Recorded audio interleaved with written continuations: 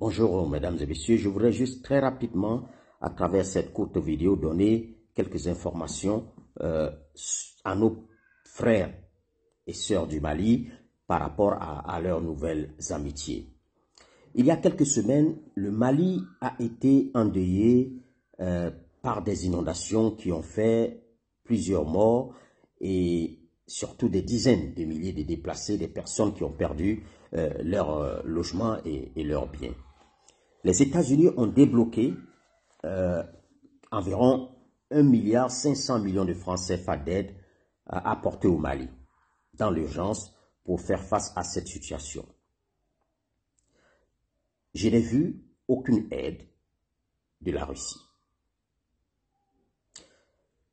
La Russie n'est pas intervenue alors que le Mali était dans cette détresse et aucun autre nouvel allié du Mali n'est intervenu pour lui venir donner secours dans cette situation assez pénible pour les populations impactées.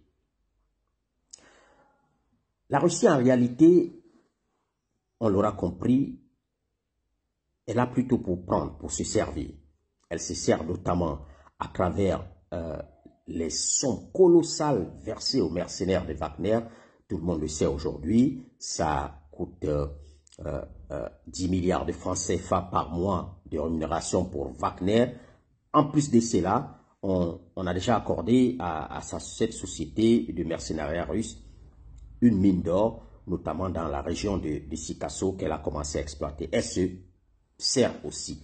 Donc, grosso modo, entre les 10 milliards de francs CFA versés en espèces et la mine d'or, la Russie se retrouve plus ou moins mensuellement au Mali avec environ entre 20 et 25 milliards de francs CFA selon différentes sources avec lesquelles nous avons communiqué.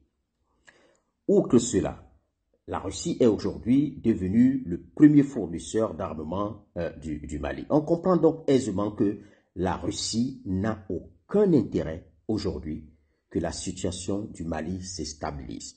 Voilà ce que je voulais vous dire pour amener les Maliens à commencer à réfléchir sérieusement et à se poser des bonnes questions.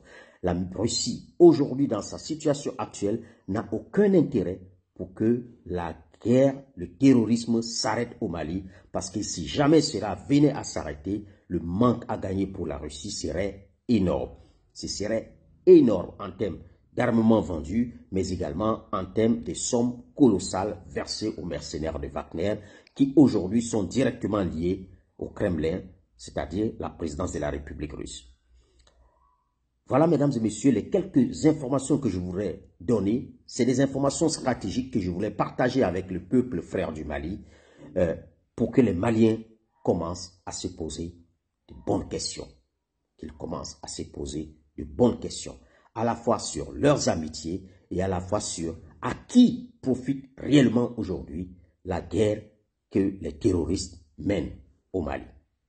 À très très bientôt, Inch'Allah, pour de nouvelles informations, toujours basées sur des faits.